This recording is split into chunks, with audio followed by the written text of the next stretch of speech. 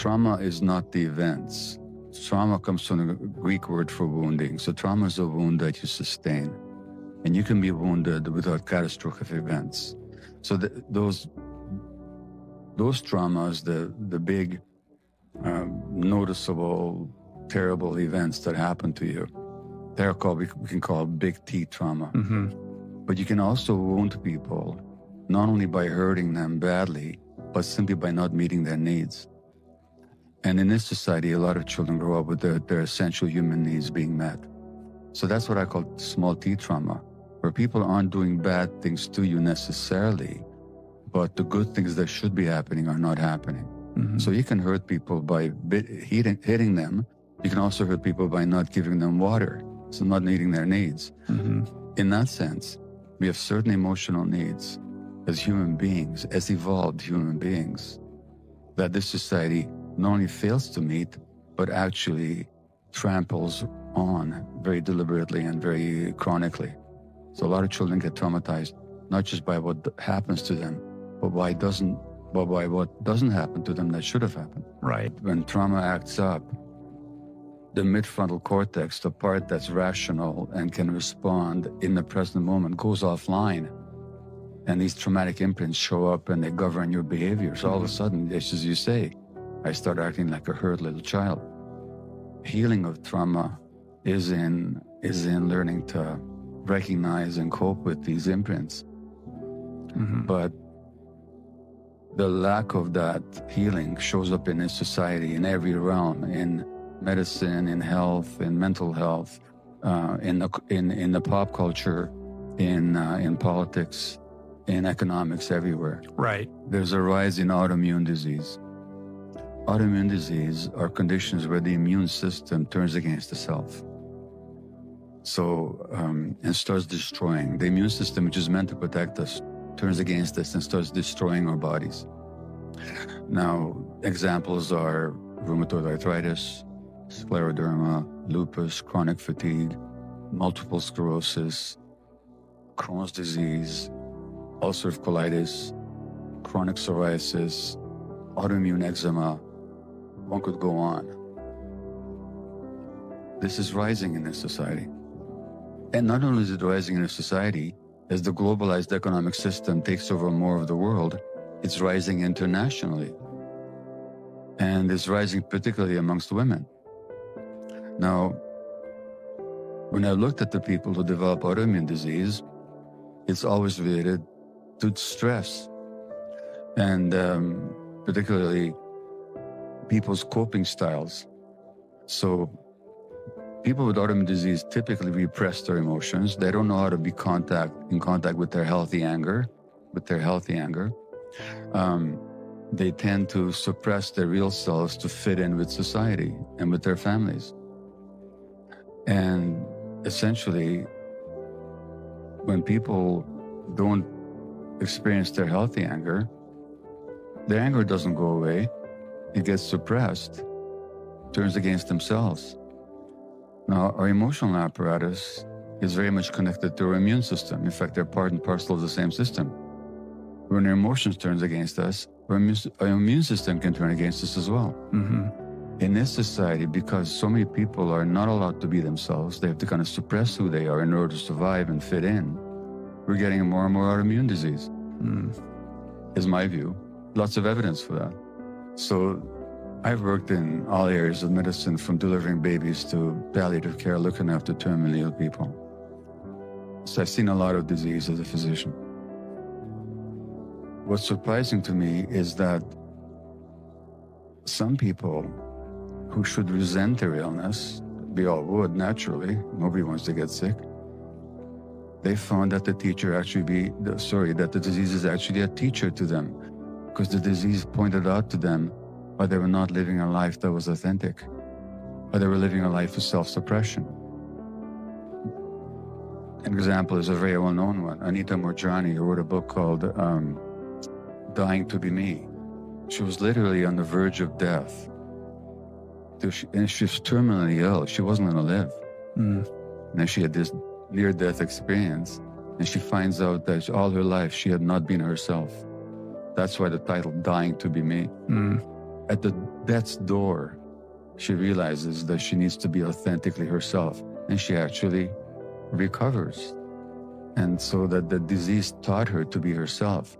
I give the example of the great dramatist and writer V, formerly Right. known as Eve Ensler, who has stage 4 uterine cancer. She found her disease taught her essentially to be herself.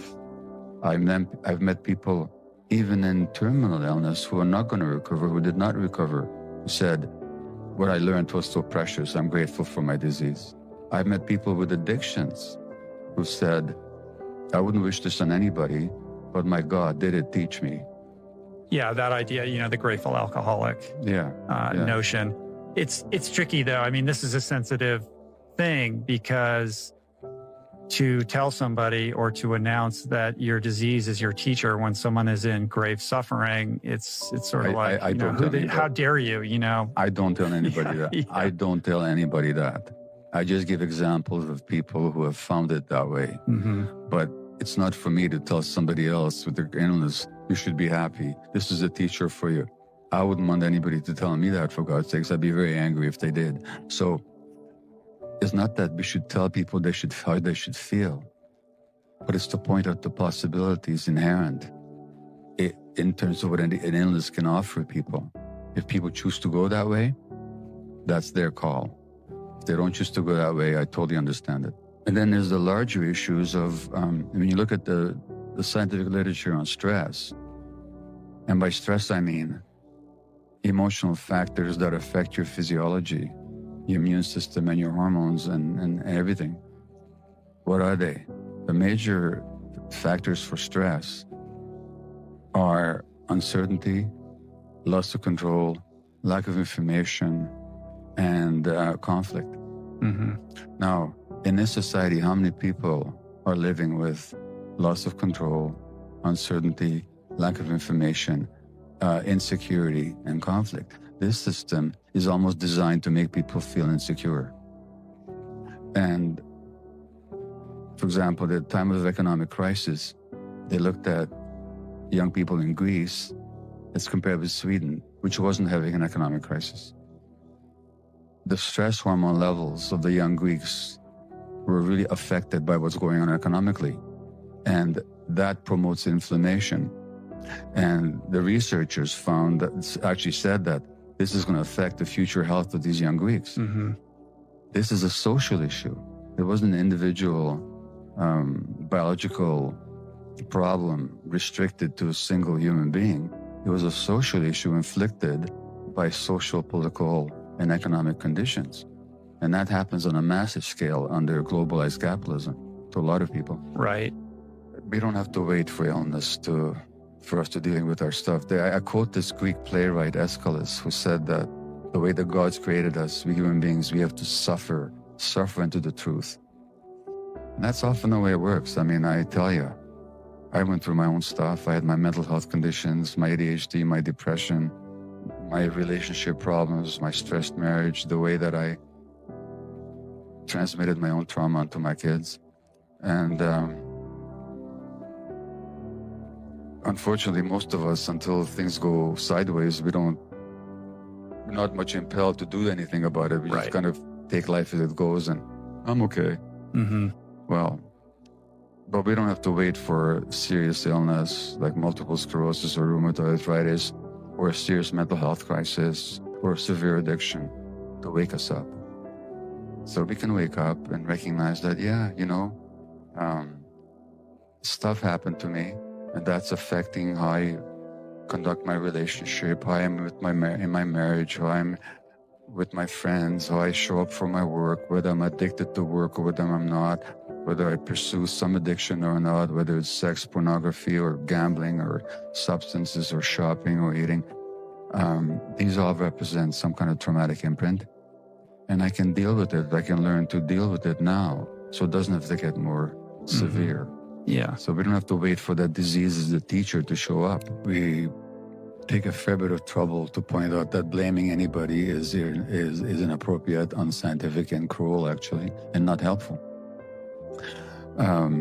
At the same time, we show people that the assumptions they made about their lives were very often based on suppressing their real emotions. Mm-hmm. So I've had so many conversations with people that I had a perfectly happy childhood, and then I issue what I call the Happy Childhood Challenge, which takes me about 3 minutes. Yeah, you could get right to it pretty quickly. Yeah, well, it's not that difficult. Mm-hmm. Because, for example, if I was talking to you, knowing you've had 4 children, if I just ask, what would it be like for one of your children to experience what you experienced? What would you say right away? On the other hand, I can tell you that I used to be so worried about my children because of the environment that they grew up in as a result of my wife's and I unresolved traumas. But you know what? They're doing great, Mm-hmm. and they've dealt with it. So we also mustn't. Humans are also very resilient. Yeah, and we mustn't project our anxieties and our guilt onto our kids either. That doesn't help them anyway at all. Look what happened under COVID. The richest, most powerful society in the world, the United States, had by far the highest incidence of COVID of anywhere in the world. Now, what does that tell us? That maybe there's a gap between what we believe about ourselves and the reality? Mm-hmm. That this most functional and best of all societies makes more people sick than anywhere else in the world? I mean, that ought to give us some pause, shouldn't it? Well, it's virtually impossible to say this without being arrogant, but I'll take that risk. Everything I wrote in the Realm of Hunger Goals has only been proven more and more by the science and by experience. What's become even more apparent, when I wrote that book, there wasn't this overdose crisis yet, at least not in the general population. Right. There was, for example, in the indigenous population in Canada or the US. But of course, it only happens to indigenous people. Who cares about it? Mm-hmm. Right, it doesn't get noticed. Yeah, we don't notice it. We just well, that's just those people. Now it's happening in the general society, which only means that there's even more of a need to look at the general conditions in a society that foster addictions. I would say the one thing that's changed for me is that when people say, in general about disease, but also about addiction, I have a disease, I have multiple sclerosis, or I have rheumatoid arthritis, or I have ADHD, or I have depression, or I have addiction. I don't talk about it that way anymore, because there's an implicit assumption in that way of languaging things. As I sit here, I have this cup here. I have a cup. I can put it down, I can shatter it, I can throw it away, I can give it away, I can put it in my pocket. It's a thing, it's not me. To say that I have an addiction, or even to say that I am an addict, mm-hmm. is that assumes that there's this thing called an addiction, then there's me, and I have this thing. This thing is not about me somehow, just something that I have, distinct from me. Or I have ADHD. There's this thing called ADHD with a life of its own, with characteristics of its own, with a trajectory of its own, and then there's me over here, and I have this thing. But actually, the ADHD is a manifestation of my life. It's a process that's happening inside me.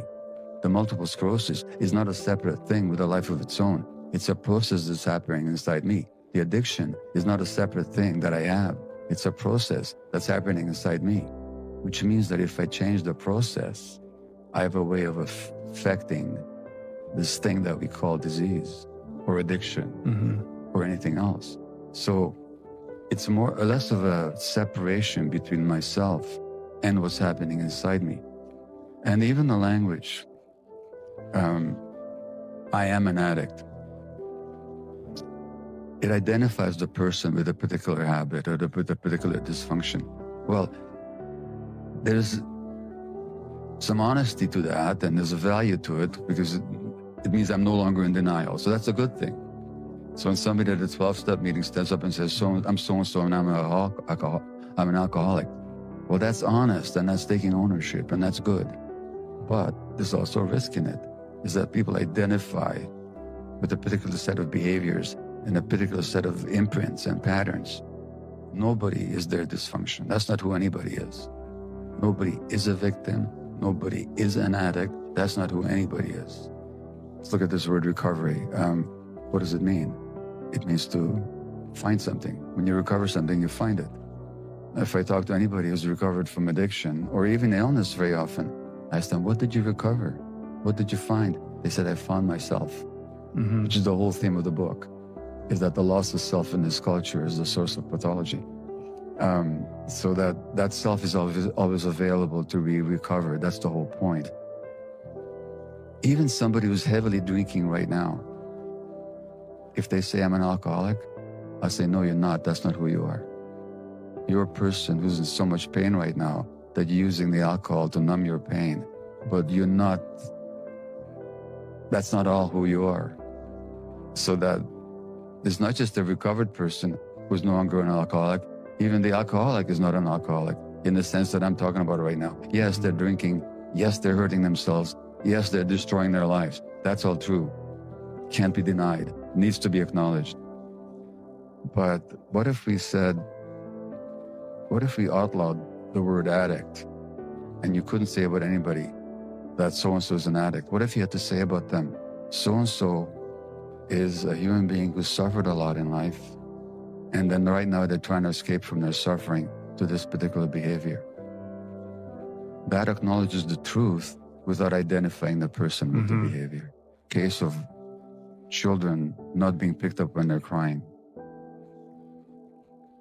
What do the parents actually feel when they're doing that?